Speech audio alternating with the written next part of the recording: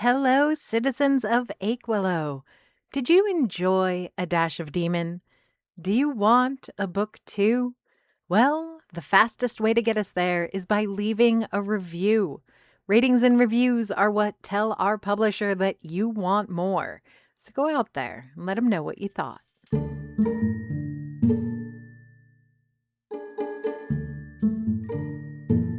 Aquilo, Season 9, Chapter 11, The Things We Idiots Do. This is all I need. Are you like me? That is to say, are you an idiot? I'm not talking about my or your particular level of intelligence or education. After all, it has been my experience that some of the smartest people in the world can be absolute imbeciles in the correct circumstances. Take my previous would-be mentor, the respected Frederick Gagnon. As a cook and as an entrepreneur, he easily ranks amongst the best. He is shrewd, experienced, great at problem-solving, and an incredible planner. Despite my disagreeing with him on several key principles, it's hard to pretend that he's not an accomplished chef. I can't even debate his capabilities as a communicator. While I think of him as brusque, rude, and oftentimes too direct, these are traits I far too frequently display myself. Chef Gagnon is a smart guy. There, I said it. However, get under his skin in just the right way, perhaps by contradicting him in front of his class, and it's as if he were verbally lobotomized. Winning the argument and establishing his superiority take precedent over accuracy and fact. He'll tell you how cocoa beans qualify as a type of meat if he can justify to himself that it'll earn him a victory somehow. It's that same kind of circumstantial stupidity that we all experience when doing groceries. We fill up bags with veggies, cartons of milk, bottles of oil, containers of legumes, canned condensed milk, then try to carry all of it up in a single trip. We pick up the plastic bags by their fragile handles, or try to balance flimsy paper sacks in our arms like a circus act. All the while, as muscles strain and fingers ache, there's that voice in the back of our brains screaming, "Just make 2 trips, you idiot!" That's me. I've been grabbing bags of problems by the armload for months now. Nefarious fairy oaths, demons, and a coffee shop. Then I add more, always gambling that I can handle it, that I just need to carry the load for a little while. Witches, curses, and a mayoral election. There's no doubt that eventually something will break and a bag will spill. I know that, yet I pick up more. Evil ancestors, the Grim Reaper, a dying child I want to save. Inevitably, something will fail. A handle will rip, a bag will topple, and then there'll be broken eggs on the pavement and spilled milk running down the sidewalk. All for what? So I could claim a victory that my own brain had already calculated as unattainable? Something is in my apartment upstairs. I should call the cops and let professionals take care of it. With any luck, it's one of the raccoons breaking in and knocking over furniture. I can think of 1 or 2 of these pests that would be so clumsy or mischievous. But it could just as easily be a simple, mundane, but far more dangerous burglar. Or it could be another demon, a ghost, or even a muffin fairy for all I know. This is Aquilo. All bets are off. Whatever the case may be, I'm not the right person to be rushing up the metal stairs to investigate. If a magical solution to a magical problem is needed, I can cook it up later when the risk assessment has been done, preferably by someone with a gun and a badge. But I am an idiot, and no matter how laden my arms may be, I still reach for that last bag. I run up the metal stairs to my apartment. At least I am followed by the heavy echo of Gulliver's steps behind me. Little Miriam Dufour might not have the silhouette to scare off the average burglar, but the giant Eddie G can. It's with that sliver of security and this misguided bravery that I barge into my own apartment. The burglar is not hard to find. Instead of stalking through my bedroom looking for jewelry and heirlooms or ransacking the kitchen for expensive pieces of cookware, he's standing in the corridor, staring at the wall. There's no subterfuge to him, no balaclava to hide his face or leather gloves to obfuscate his fingerprints. His only weapons are a lone index card in one hand and a black marker in the other. He's more startled by my arrival than I am by his presence. Thomas freaking Sinclair. Gah! He screams, dropping his weapons and stumbling back. Ghost Moose! I can imagine his point of view. Gulliver's form cut from the afternoon light through the door, obscuring my presence entirely. To his credit, Sinclair is quick to pick up his composure, along with his marker and index card. In fact, once he notices me, he looks far more bashful than afraid. I can explain, he starts, his arms waving wildly at the wall as if I could guess his reasoning through index cards and semaphore. It's fine, I say, pinching the bridge of my nose before massaging my temples. I wanted to update our diagram, he keeps going, despite my reassurance. I did some research, and I think I've come to an epiphany of sorts. It's fine, I repeat, hoping to stem the incoming torrent of words that threaten to spill out of him like a broken levee. How did you even get in? The question does bring him pause for a moment, and the podcaster shows off a rare expression that I've seldom seen on his features, if ever. Shame. Thomas Sinclair looks ashamed, as if the answer to my question were something he would rather not admit to.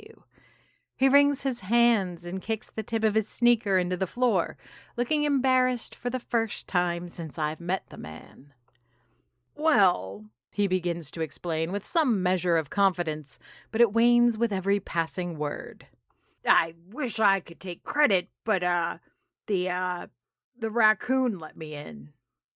Sinclair steps aside, revealing Brioche, my favorite little raccoon, curled up on the kitchen chair I've left at the corridor for a few days now. She barely lifts her triangular head up long enough to yawn before going back to sleep. Traitor, I mumble under my breath.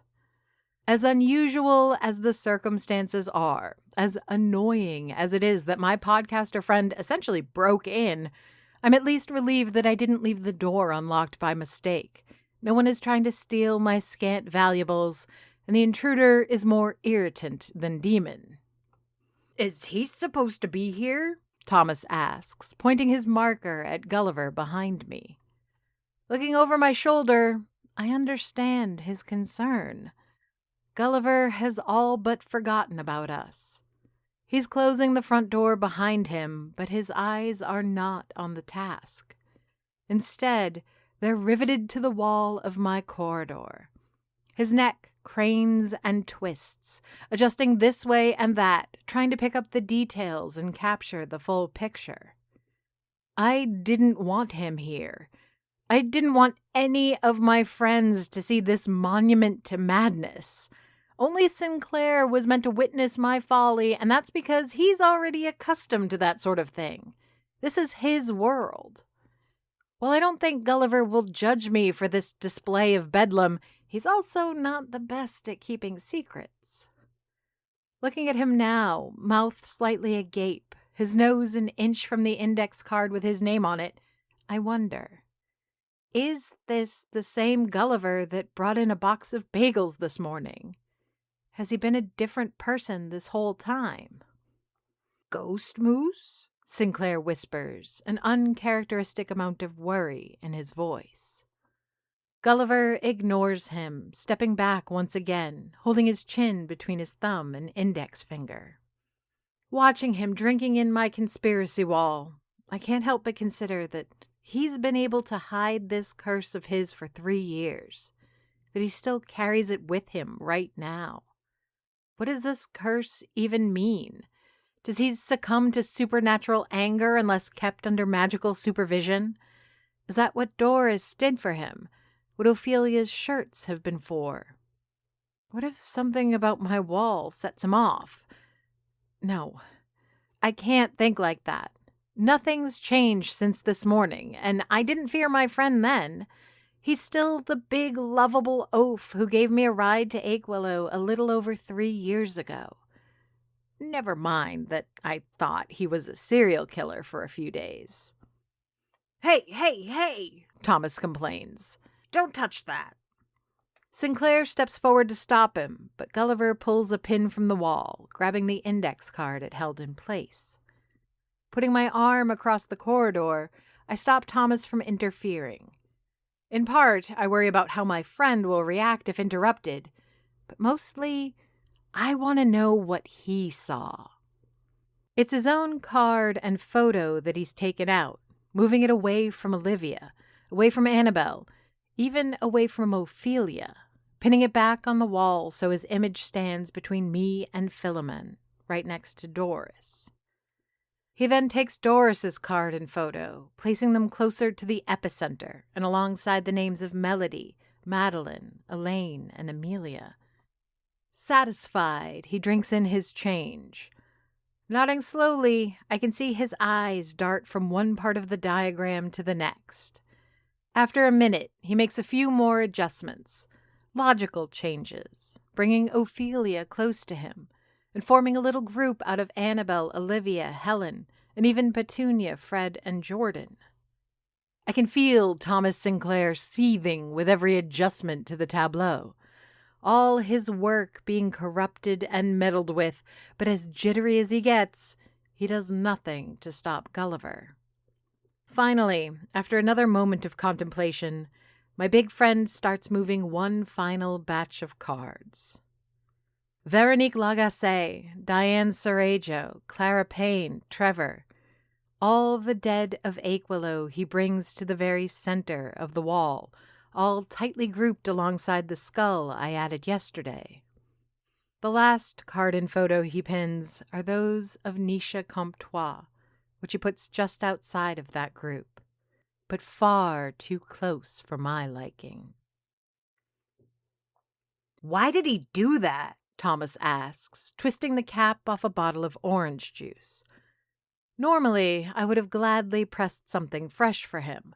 It's what I do for most customers. It tastes better, has less sugar, and from a more mercantile point of view, offers better margins. The only reason I keep bottles of orange and apple juice, along with a few cans of soda and other drinks, is for those customers who want something to go. Or, in this case, a day when I simply don't have the time. Gulliver is gone. After rearranging my conspiracy wall, he looked down at his torn jeans and took his leave. For a moment, I thought he'd confess everything about his leg, Philemon, and whatever it is that curses him to Thomas. These two, when together, are as thick as thieves. And I just know that Gulliver has been aching for another tale to share with his podcasting idol. Today, given that chance, however, he backed out, left me to explain his actions and build the lie for his demeanor. We spent half the day at the hospital, I say, scrambling to unload piping hot croissants into the pastry display. Remember that little kid, the sick one? There's another cookie sheet with a dozen pecan sandies waiting, and a baking pan with brownies cooling on the counter. The evening crowd has a sweet tooth, and I managed to get a hold of Stefan to come in. But until he shows up and I have food available for customers, it'll be a scramble. Nisha, he says, showing off his keen memory for names. The girl he moved last on the wall. I noticed that he put her close to death. I finish, rushing back from the kitchen, hands covered with mitts and carrying the cookies. She was rushed there this morning in an ambulance. My hands move with swift dexterity, placing the cookies in their metal basket in the display. My mastery of metal tongs has grown to near perfection over the years. It's almost like a ballet or a martial arts demonstration to see me plate food with them. The only tool with which I have more speed and precision might be a fillet knife. Oh. Thomas takes a swig of his orange juice, looking mournfully out the front window of the cafe. After that, he falls quiet, allowing me to serve the odd customer and finish getting pastries from the kitchen. There's the usual variety of croissants and cookies. The brownies, of course, which I drizzle with some caramel before stacking in a neat pyramid and putting under a glass cloche. Stuck for ideas, I whipped up some carrot cupcakes with cream cheese frosting and a batch of oatmeal muffins. Oatmeal muffins.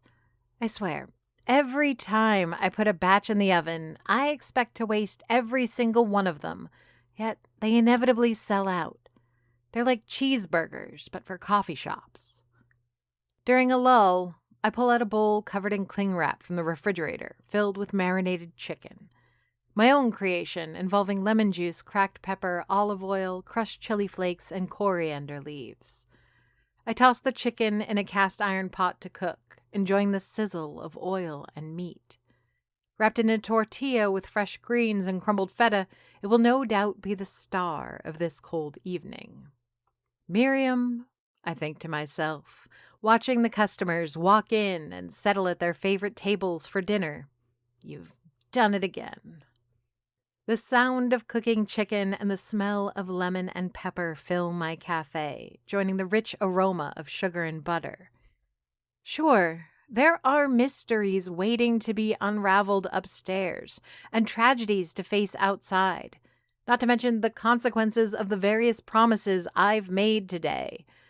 But in that one moment, looking at my customers and seeing their hunger and anticipation, I can forget the worst of it all. If only for a moment. There you are! Annabelle's energetic voice cuts in, accompanied by the song of chimes and the eager swinging of door hinges. Did you hear? I wipe my hands on my apron, even though there's nothing there to wipe. The calm was nice while it lasted. Judging from Annabelle's face, she is not inquiring about any good news. Joyous, she would rush to the counter, spilling words from her mouth as she struggled to remove her bag and coat, not necessarily in that order. Jubilant, she'd be trying to order food between every sentence of her explanation. Whatever she had to say, she'd be announcing it to both Thomas and myself, as well as half the dining room. Unless it was a secret, in which case she'd be whispering it to Thomas, me, and anyone with ears. Instead, she stands by the register. Strands of blue hair escape her olive-colored toque. She's holding her canvas bag at her side, but otherwise remains motionless. For a moment, I wonder if she'll be taking her food and coffee to go, but then I see the distress and sadness in her eyes. It takes me a while to pin the emotions down. After all, when was the last time Annabelle tasted anything even close to grief? For weeks now, she's been feeding those emotions to some woodland spirit, allowing her to wear a smile even on the day of her mother's funeral. You know, the healthy way to mourn. Did I hear? Doesn't immediately sink in that perhaps I haven't. My thoughts go to Nisha first, and I think to myself that, yes, I have heard, which saddens me all over again. It also steels my resolve anew. I think of Gulliver and Philemon and the pact we now share. But what if I'm wrong? What if there's some other catastrophe I've yet to unwrap? Aquilo has no shortage of horrors to send my way. What's one more? Or worse, what if... Nisha? I ask, struggling to read Annabelle's features before she can even voice her answer. Nisha, she confirms, allowing far too many seconds to pass before adding the crucial final detail. She's in the hospital.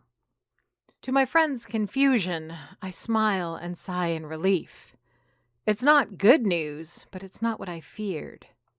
Thank the mother, I whisper, clutching my apron for a moment before starting to prepare a fresh cup of coffee for my friend. Not exactly the reaction I was expecting, Annabelle says, shrugging off her jacket. I was looking for something along the lines of, "Oh no, we have to do something. Let me get my grimoire." She already knows, Sinclair explains in my stead, his tone so devoid of its habitual buoyancy that even Annabelle gives him a curious look. She and Gulliver were there this morning. I played a chocolate chip cookie for Annabelle. While not her favorite, I doubt she'll complain. I don't have her preferred treat at the ready, and I've never seen her turn down chocolate chip cookies. It doesn't escape my notice that Thomas didn't call Gulliver Ghost Moose, as has been his habit for a while now. Even though he's sipping on his orange juice, it seems almost more of an automatic response, akin to breathing or his heartbeat. He's yet to ask for any food or engage in animated conversation. "All right," Annabelle says, uneasy with my reaction and Thomas's attitude. "So I guess there's a plan?" I slide the plate and mug in front of her, but she barely acknowledges my offering. Rather, both she and Sinclair look at me in expectant silence. They remind me of the raccoons when I'm about to throw out leftovers. They await their bounty, like an offering from up on high. Like I take care of the raccoon's hunger, I'm expected to handle this new crisis too. I'm ashamed to admit that, just for a moment, less than the blink of an eye, I look at the two and resent them. Fortunately, it doesn't last, but even a pinch of cayenne pepper can ruin the wrong recipe. No, I confess, avoiding their eyes. No plan, not yet. My voice is hushed, not quite a whisper, but soft enough that they both have to lean in. I'm not hiding anything from the other patrons, though I'd rather not be overheard. Instead, I don't want to speak loud enough that my words become too real. This isn't like the burn on my hand, I continue, or the cut on yours. This is bigger. We're not healing some simple wound, but stopping death itself. I'm not giving up, but I don't know if I'm up to it. There's no pushback, no arguing, but neither of them is accepting of what I say either. Annabelle looks down at her mug of coffee, teasing that she might take a sip. Meanwhile, Thomas leers at her cookie, perhaps envious enough to order one of his own. "What about Philomen?" Annabelle asks, leaning in to whisper. A few drops of coffee spill over from her mug as she disturbs it. Hot liquid runs over her fingers, yet she barely notices. The way her brow arches, you'd think she was apologizing for even bringing up the old witch. "No," She says, shaking her head. "you're right. It's too risky. There's no way she'll teach you to cheat death for free, right? She's gonna ask for something. And after what she's done, do we even want to make that kind of deal with the devil?" I see it now. The spark in her blue eyes is faded. Not gone yet, but the glamour is subdued. The shine is dulled. I never bothered to investigate the details of her arrangement with the forest spirits. There's a fae in the woods that eats her grief and sorrow. How often does it need feeding? How fast before its belly gets full? If anyone knows a thing or two about deals with the devil at this counter, it would be Annabelle, I suppose. I watch her break off a piece of her cookie, hesitating before bringing it to her mouth. Her jaw trembles as she chews, and swallowing seems to be a struggle. She'll be going to the forest soon, ready to offload another meal of suffering for the ravenous creatures there. Her burdens will be heavier this time, and what price will she pay for shedding that pain too? I'll figure something out, I say, hoping that reassurance will lighten her shoulders. Don't worry, I'll think of a plan. It isn't long before Stefan arrives to take over his late and truncated shift. His efficient presence is quick to kill any and all of our conversations about death and the miracle cures to prevent it. On a good day, I have to admit that Stefan is a bit of a killjoy, which isn't the complete truth about how his presence impacts the dynamics of my little cafe. He doesn't prevent us from joking around when we're in a good mood, and we can openly talk about our mystical aspirations in his presence. He doesn't care either way. That's the problem. Stefan's calm and indifferent attitude serves as a sort of leveling agent. The quiet competence dampens our enthusiasm to more acceptable levels. More often than not, it shames me into being more professional and forces Annabelle to focus on her studies. It also lowers our collective volume of conversation so that we don't bother the customers or reveal secrets aloud. On a bad day, however, Stefan's presence has the opposite effect. I wouldn't go so far as to say that he lifts our spirits, but that leveling effect goes both ways. It feels weird to mope and mourn too heavily with someone so detached looking over our collective shoulder. Besides, as he's quick to remind me, I have a cafe to run, and that dinner rush isn't going to cook for itself. By the time things calm down, Annabelle has left for work at Louis' Tavern. Curious about how she'll explain her perfectly healed hand to her boss. And Thomas has excused himself to go for a walk. He did insist that we needed to talk tomorrow, but remained cryptic on the details. "Will you be okay?" Stefan asks, putting on his navy blue Canada Goose jacket. "Yep," I reassure him. "Counter's done. I'll just sweep and mop the floor before doing a little cooking. Thanks for coming in, by the way. And don't worry, I'll pay you for the full shift." He frowns, his left hand still halfway through the sleeve of his jacket, but suddenly motionless. His head cocks to one side by a few degrees, like a raven who just found a curious, shiny new object. "No," he says, so flat I can't quite decide what he's objecting to. "I mean, are you okay?" There's no world in which Stefan wants to play therapist for his boss, but I know he thinks of me as a friend of sorts. At least someone who fits the narrow and curated definition of what he's willing to tolerate as a friend. Would you care to listen to the long tale of why I'm very sad and worried tonight, along with the many events that have led me here and the difficult decision I've had to make, if only for a sliver of hope of doing some good? He stays there, paralyzed, unblinking. I think I can see his jaw tighten as he processes my question, deciding how to most efficiently answer in a socially acceptable way. Would it help if I did? No, I don't think it would. He shrugs the coat over his shoulder and finishes pushing his hand through the sleeve before zipping up. His hands find their way to his pockets and his features soften.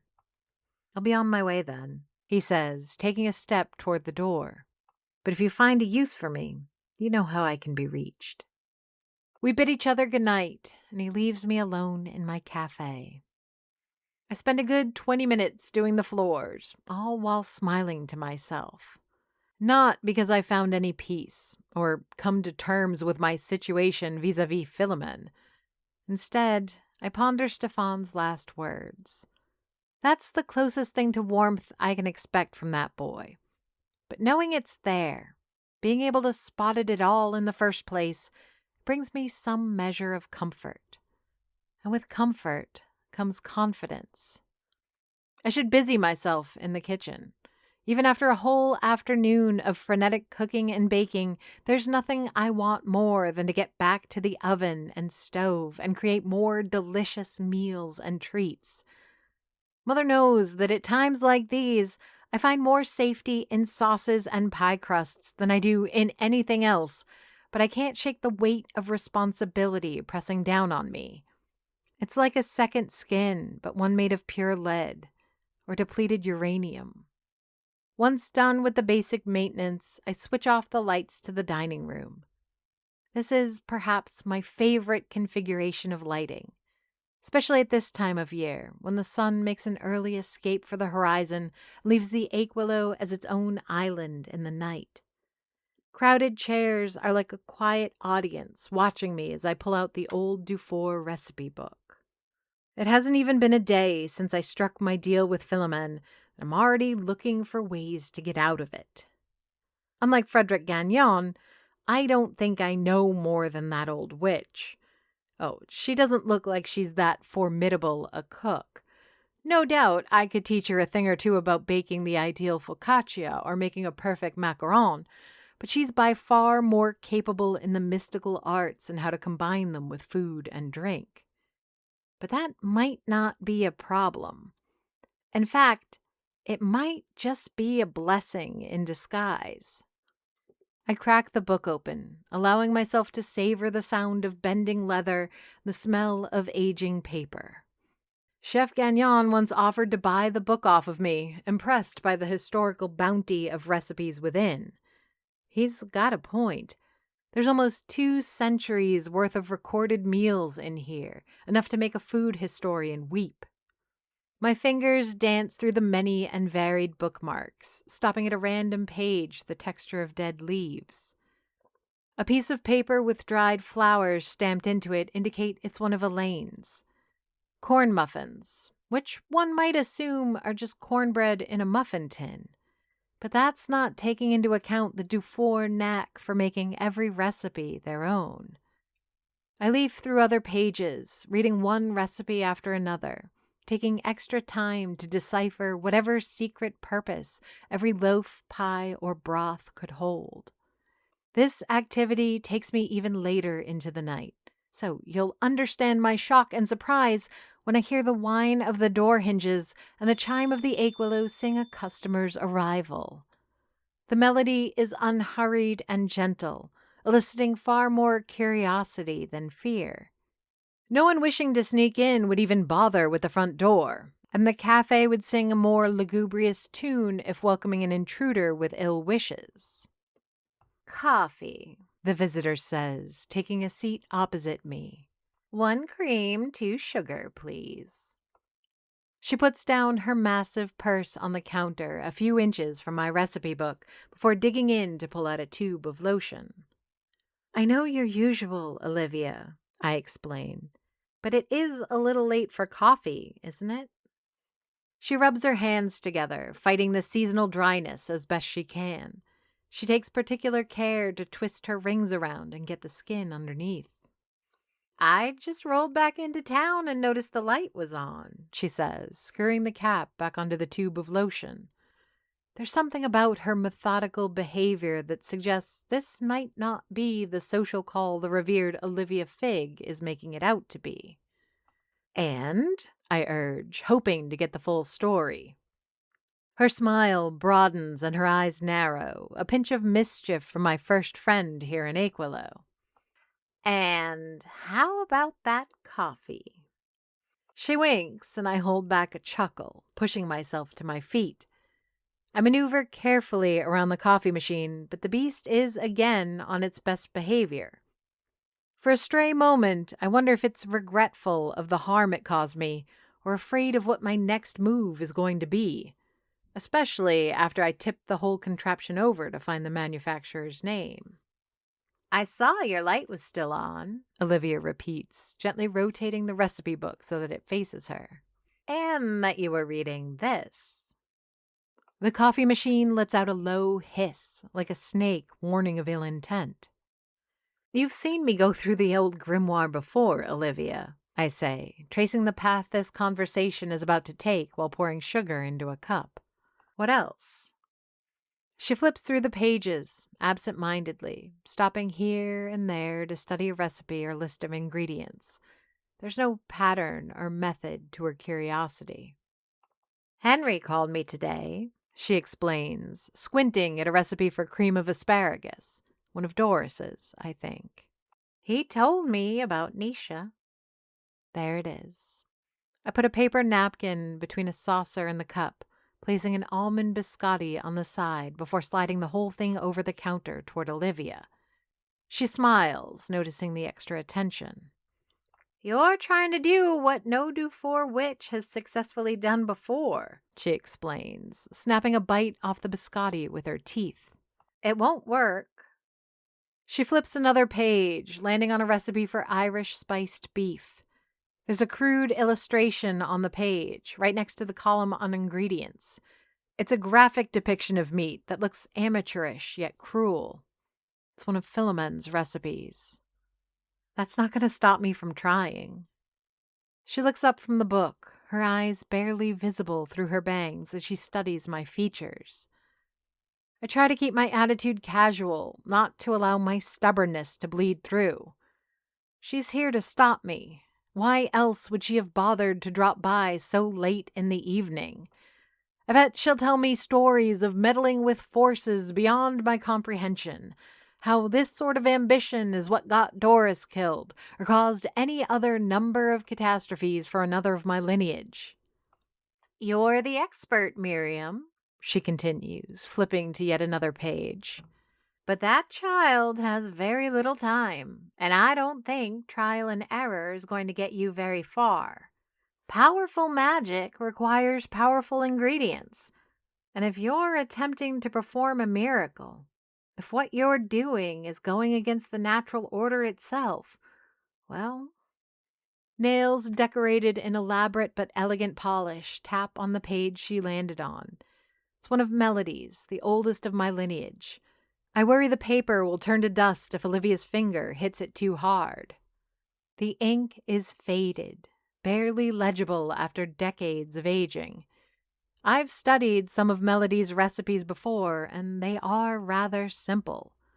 Uncomplicated food from a time when there weren't that many ingredients to pick from. However, everything was fresh, from known sources, and often produced by the cook herself. Potent for magical purposes, if Philomene is to be believed. you're going to need ingredients that are just as extraordinary. Aquilo is written by J.F. Dubois and narrated and produced by me, Amy Frost. If you enjoyed this podcast and would like to hear more, please rate and review us on Apple Podcasts or your preferred podcast platform. Want to support the show? Buy us a coffee. Go to ko-fi.com/Aquilo to donate. Aquilo has a Patreon. Visit patreon.com/Aquilo for details. Follow us on Facebook, Blue Sky, and Instagram under the username Aquilo.